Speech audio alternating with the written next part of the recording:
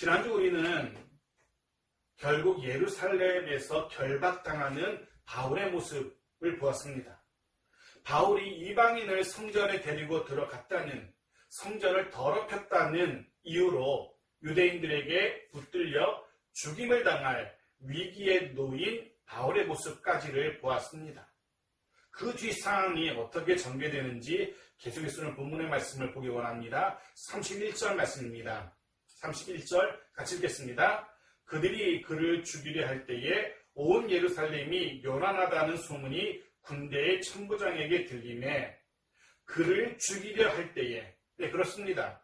정식 재판도 없고 공회도 열리지 않았습니다. 설사 정말 죽을 만한 죄를 지었다 할지라도 유대인들에게는 사형을 언도하거나 사형을 집행할 권한이 없었습니다.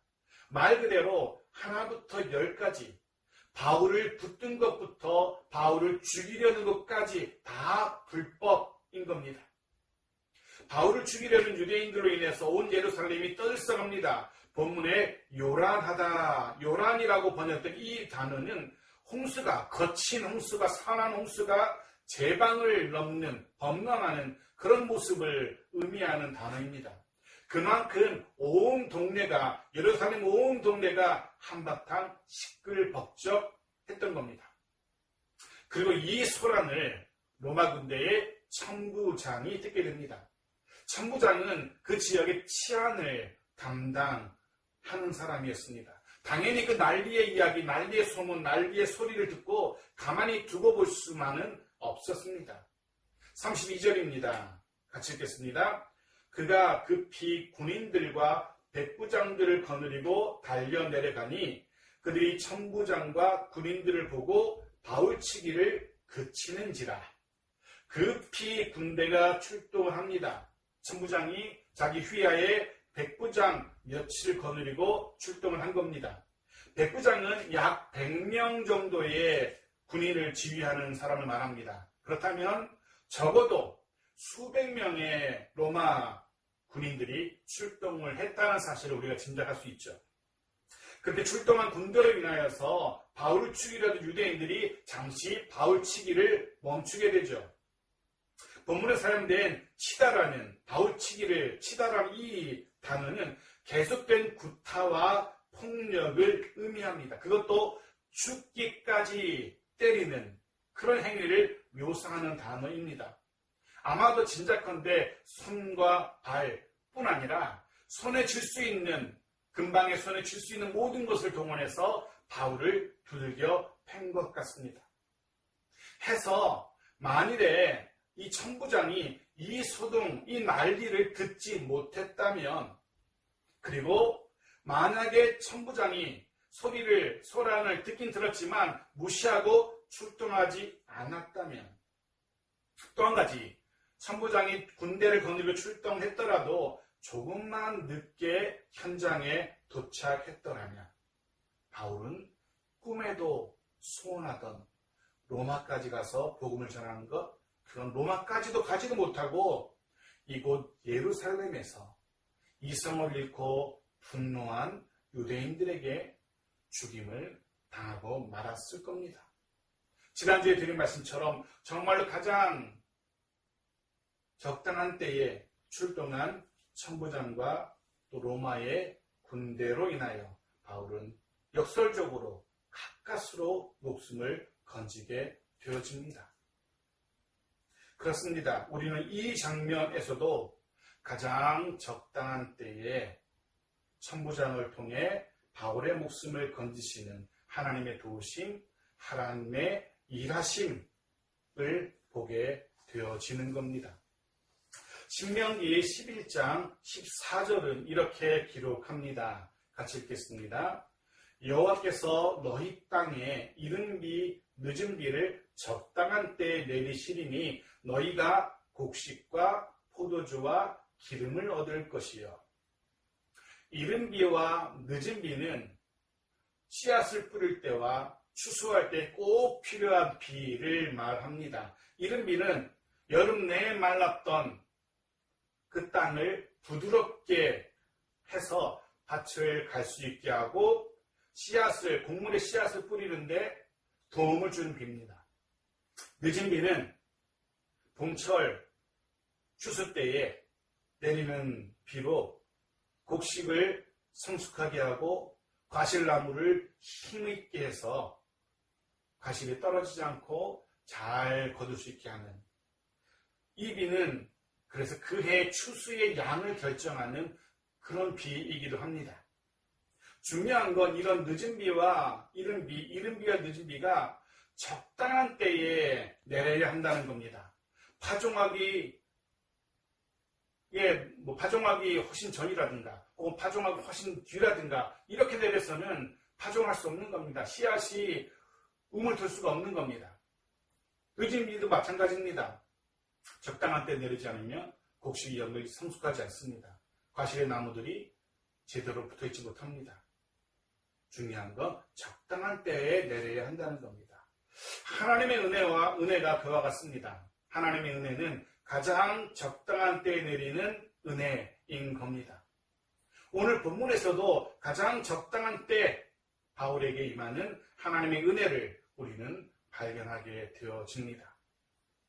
바라기는 우리 모두의 삶 속에도 이런 하나님의 은혜, 이런 하나님의 도우심, 가장 적당한 때 임하는 하나님의 은혜, 하나님의 도우심이 있기를 주의 이름으로 축복합니다. 사랑하는 성도 여러분, 믿어 의심치 마십시오.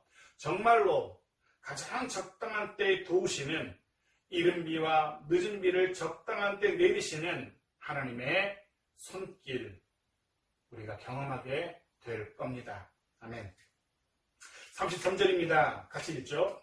이에 천부장이 가까이 가서 바울을 잡아 두 쇠사슬로 결박하라 명하고 그가 누구이며 그가 무슨 일을 하였느냐 물으니 드디어 아가보 선지자의 예언대로 바울이 쇠사슬에 매인 채 이방인 천부장의 손에 넘겨지게 됩니다.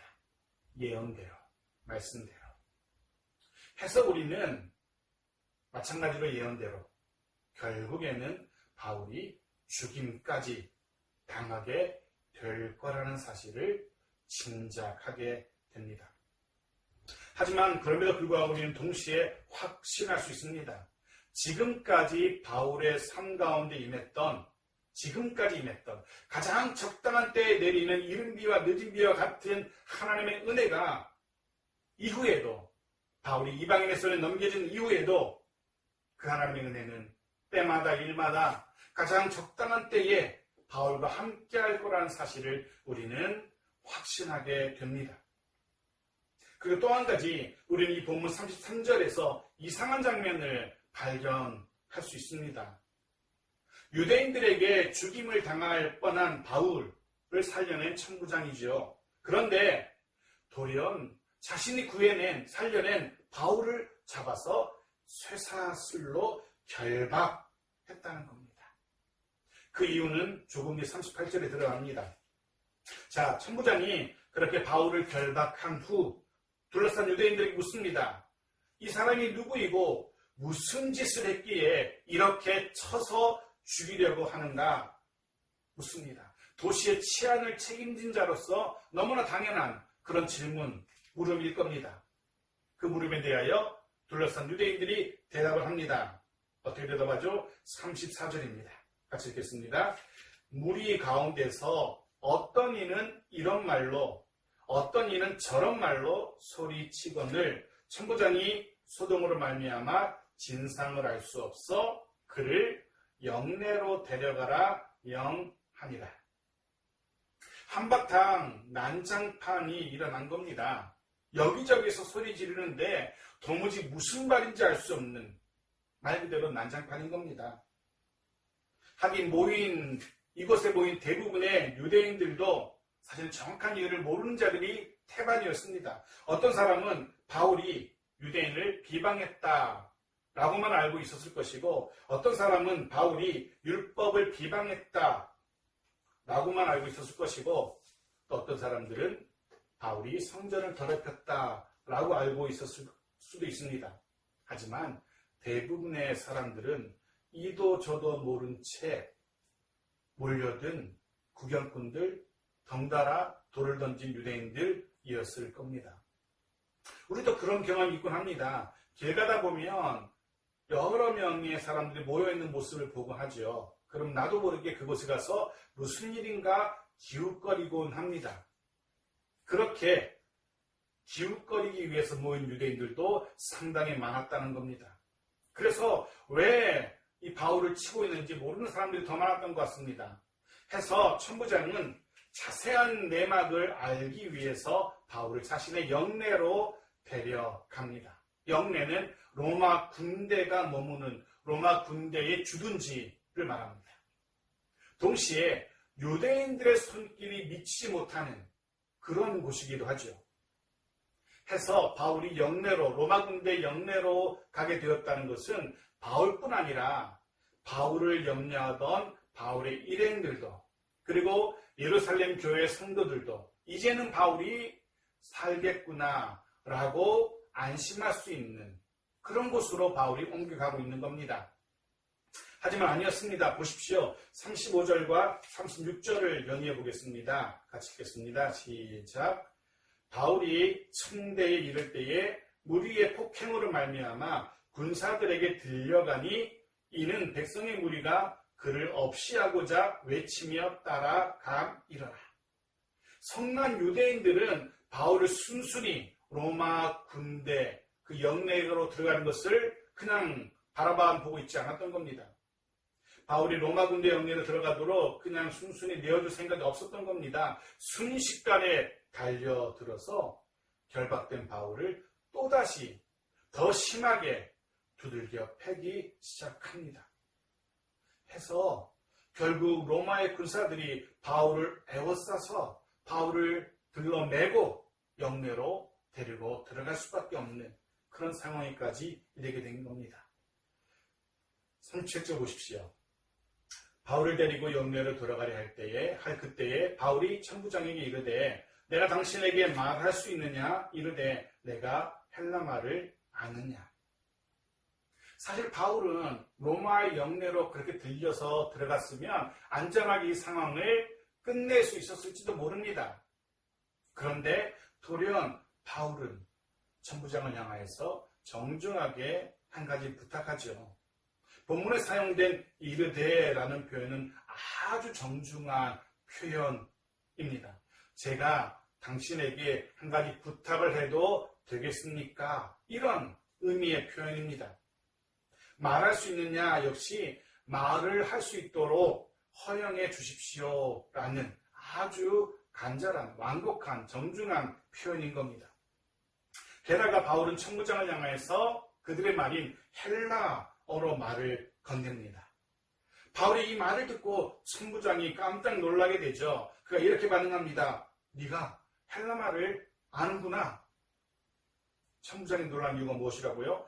바울이 헬라말을 구사할 줄 알았다는 사실을 천부장이 깨닫게 된 겁니다.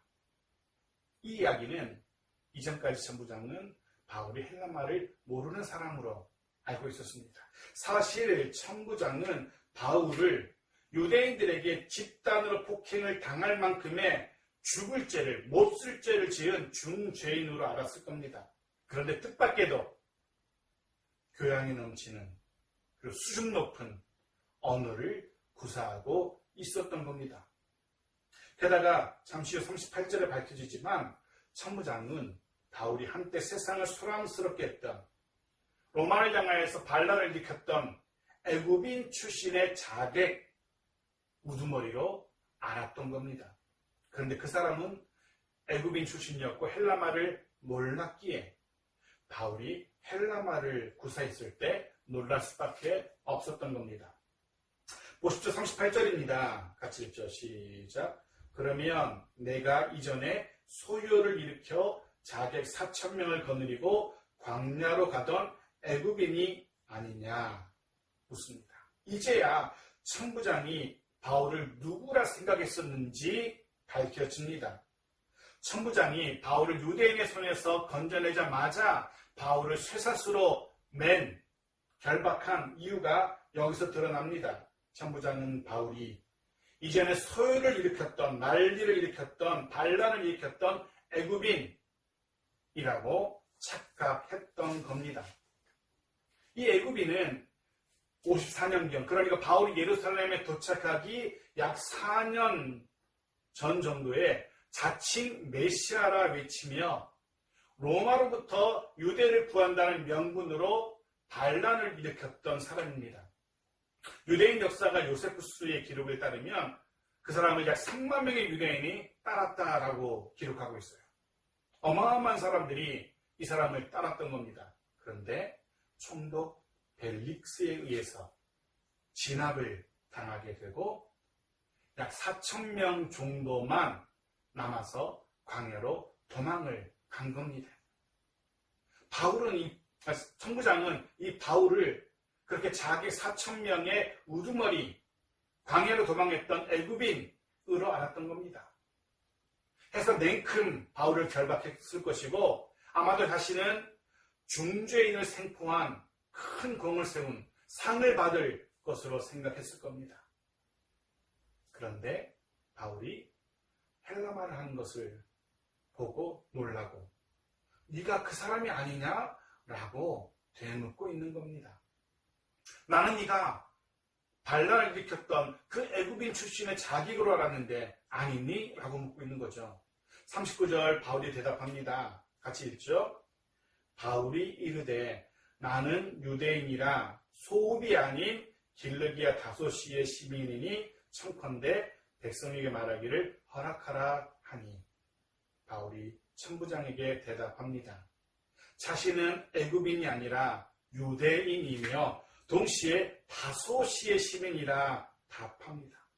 이게 흥미로운 게 왜 바울이 굳이 자신이 다소라는 도시의 출신임을 밝혔을까? 이유가 있습니다. 지금도 어느 정도 그런 선입견이 남아있긴 하지만 당시에는 자신이 어느 도시 출신인지가 상당히 중요하게 여겨지곤 했었습니다. 어느 지역 출신인지에 따라서 조롱을 당하기도 하고 반대로 부러움의 선망의 대상이 되기도 했습니다. 예를 들면 이런 거죠. 당시에 이스라엘 나사렛 출신들은 무시를 당하곤 했습니다. 나사렛에서 무슨 선한 것이 날 수 있느냐라고. 사마리아 출신들은 더 무시를 당하곤 했었죠. 사람 취급도 당하지 않았죠. 또 고린도 사람들, 고린도 출신은 또 다른 의미에서 즉 성적으로 문란한 사람들이라는 그런 선입견으로 바라보는 사람들의 시선을 견뎌야만 했습니다. 그에 반해서 다소 출신이라면, 다소 사람이라면 대부분의 사람들의 선망의 부러움의 대상이 되곤 했습니다. 왜냐하면 다소는 큰 도시, 대도시였고 대학도 설립되어 있을 정도로 철학과 교육과 문화가 발달한 도시였기 때문에 그렇습니다. 심지어는 아시아의 아덴으로 불릴 정도로 번성한 도시였던 겁니다. 당시 아테네는 유럽 여러 도시 중에 최고의 문명을 자랑한 도시였죠. 아시아에서 다소가 마치 그와 같은 도시였다는 해서 다소 출신들은 다른 지역 사람들보다 지적으로 뛰어난 사람들이라는 그런 인식이 있었고 사람들의 부러움을 사곤 했던 겁니다. 해서 천부장도 다소 출신에 게다가 헬라말도 구사할 줄 아는 바울의 부탁을 선뜻 들어주게 됩니다. 40절입니다. 같이 읽죠. 천부장이 허락하거늘 바울이 층대 위에 서서 백성에게 손짓하여 매우 조용히 한 후에 히브리 말로 말하니라. 바울이 층대 위에 서서 즉 유대인들을 내려다보면서 조금 높은 곳에서 말을 시작합니다. 먼저 조금 전까지 자신을 죽이려던 이성을 잃고 흥분한 유대인들 그들을 조금 진정시키죠. 그런데 사실 조금만 더 깊이 생각해보면 이 장면은 다시금 유대인들 앞에 서서 말을 건네는 이 바울의 이 모습 이것은 우리의 상상을 넘어서는 놀라운 장면일 수밖에 없습니다. 생각해 보십시오. 바울이 지금 누구 앞에 서 있는 겁니다. 누구 앞에 서 있는 겁니까? 방금 전까지 아무 이유 없이 자신을 잡아서 죽이려던 그들입니다. 그런데 그들 앞에 다시 선 겁니다. 아무렇지도 않은 듯이. 어떻게 이럴 수 있을까? 라는 생각을 해보게 됩니다. 입장을 바꾸어서 여러분이 바울의 입장이라면 자신을 향해 나를 향해서 불법적으로 폭력을 행사하던 그 사람 앞에 아무렇지도 않은 듯이 서서 차분히 마을을 건넬 수 있을까? 쉽지 않을 겁니다. 아닐 겁니다. 또 한 가지, 그렇다면 바울이 다시금 이렇게 유대인들 앞에 선 이유가 무엇일까 생각해 봅니다. 왜 바울이 그들 앞에 섰을까? 자신의 억울함을 해명하기 위해서 아닐 겁니다. 자신의 무죄함을 항변하기 위해서 그것도 아니었습니다. 이후에 바울이 유대인들에게 들려주는 이야기의 주된 내용은 이겁니다. 용서받을 수 없는 죄인인 자신을 구원하신 예수 그리스도의 긍휼하심의 간증과 그분이 이 땅에 오셔서 선포하신 하나님 나라의 복음, 그 복음을 전하게 하시려는 하나님의 놀라우신 섭리, 그 섭리가 자신을 인도했다라는 그런 이야기들, 그런 간증들, 바로 그런 이야기를 들려줍니다. 자신의 무죄함이라든가 자신의 억울함이라든가 이런 것들 해명을 항변하지 않습니다. 그렇습니다. 바울이 이성을 잃고 자신을 죽이려 했던 유대인들 앞에 선 이유는 그들에게 자신이 경험한 예수 그리스도의 긍휼을 전하고 싶었기 때문입니다. 그들에게 자신이 경험한 예수 그리스도의 복음을 들려주고 싶었기 때문에 그들 앞에 다시금 서고 있는 겁니다. 물론 저라면 아무리 그래도 다시는 그들의 얼굴을 마주하기 싫었을 겁니다.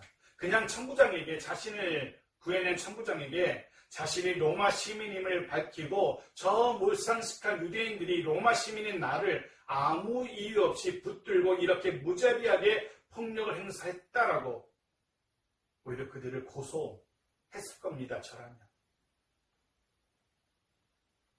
사실 많이 모자란 저라면 다른 사람들은 몰라도 이런 이들에게까지 주의 긍휼과 복음을 전하고 싶지는 않았을 겁니다. 저주를 퍼부어도, 잔뜩 욕설을 퍼부어도 시원찮을 이들이기 때문에 그렇습니다. 먼저 깨닫는 건 그겁니다. 사랑하는 성도 여러분, 복음을 전하는 것, 복음을 증거하는 통로로 쓰임 받는 것, 이것이 바울의 일생일대 관심사였고 나아가 또한 우리의 최고의 관심사이기를 소원합니다. 바울이 빌립보서 1장에서 고백한 것처럼 살든지 죽든지 우리를 통하여 그리스도 예수의 이름이 존귀하게 되어지기를 주의 이름으로 축복합니다. 더불어 그런 묵상도 해봅니다. 그럼 바울은 그렇게 유대인들 앞에 설 수 있었고 나는 그럴 수 없을 것 같은 이유가 무엇일까? 곰곰이 묵상해 봅니다. 에베소서 2장 4절에서 바울은 이렇게 기록하고 있습니다. 마지막으로 다시 한번 같이 읽겠습니다. 시작. 긍휼이 풍성하신 하나님이 우리를 사랑하신 그 큰 사랑을 인하여. 여기에 바울이 자신을 두들겨 패서 자신을 죽이려던 그들 앞에 설 수 있었던 이유가 이곳에 밝혀집니다. 무엇입니까? 풍성하신 긍휼이었습니다. 바울은 주께로부터 이 긍휼을 받았고 이 풍성하신 긍휼을 경험했고 그 풍성한 긍휼을 유대인들에게 나눌 수밖에 없었던 겁니다. 주께서 자신과도 같은 그 죄인을 품으실 수 있었던 이유, 바울은 그것을 풍성하신 주의 긍휼이라고 고백하며 그 풍성하신 긍휼로 바울 역시 유대인들을 품으려 하고 있는 겁니다. 주님이 그 긍휼로 자신을 품으신 것처럼 바울 역시 그 마음, 그 긍휼의 마음으로 유대인들을 품으려 하고 있는 겁니다. 이겁니다. 사랑하는 성도 여러분, 돌아보면 우리 역시 바울이 받았던 것과 같은 풍성한 주의 긍휼 경험한 우리들입니다. 그 긍휼로 인하여 우리 같은 이들도 적당한 때에 내리는 하나님의 은혜를 누리며 살아가고 있는 겁니다. 그 풍성한 긍휼로 인하여 우리가 너무도 부족하고 너무도 연약한 우리지만 하루하루 이렇게 견디며 살아갈 수 있는 겁니다. 주의 긍휼한 풍성한, 우리도 그 풍성의 긍휼을 받아서 누리고 있다는 사실을 우리는 깨닫게 되어줍니다. 해서 바라기는 우리 역시 그 마음, 그 긍휼의 마음으로 우리 주변을 바라보고 품을 수 있기를 바랍니다. 우리도 그 풍성한 긍휼로 우리 주변의 사람들을 품을 수 있어야 합니다. 그것이 우리에게 긍휼을 허락하신, 그것도 풍성하게 허락하신 주님의 이유일 겁니다. 우리에게 긍휼을 베푸신 이유, 그것 가지고 나누라고 우리에게 그렇게 풍성하게 긍휼을 베푸신 겁니다. 말씀을 정리해 봅니다. 오늘 우리는 쇠사슬에 매여 이방인의 손에 넘겨지는 바울의 모습을 보았습니다. 하지만 동시에 그런 바울에게 임하는 하나님의 은혜, 마치 이른 비와 늦은 비와도 같은 적당한 때에 내리시는, 가장 적당한 때에 임하는 하나님의 은혜가 여전히 하나님 바울과 함께함을 보게 되어집니다. 가장 적당한 때에 내리고 임하는 하나님의 은혜가 여전히 바울과 함께 했던 겁니다. 그리고 그 은혜가 우리에게도 그렇게 가장 적당한 때에 임하기를 소원하며 또한 축복합니다. 더 나아가 그 은혜를 체험한 바울처럼, 풍성한 은혜를 체험한 바울처럼 홀로 감당할 수 없을 정도로 풍성하신 그 은혜를 나누기 위해서 유대인들 앞에 선 바울처럼 우리 모두도 내가 받은 그 은혜의 풍성함을 나눌 수 있기를 소원합니다. 마치 분에 넘치는 선물을 받았음에도 그저 기뻐하기만 하는 어린아이와 같은, 자신이 받은 것으로만 그저 기뻐하고 누리고 하는 어린아이와 같은 신앙인이 아니라 받은 긍휼의 풍성함을 이제는 돌아서서 주변 사람들에게 나눌 수 있는 우리 모두이기를, 내가 받은 그 은혜를 가지고 하나님의 영광을 위하여, 하나님 나라의 확장을 위하여 귀하고 복되게 쓰임받는 우리 모두의 또 한 주간이기를 주의 이름으로 축복합니다.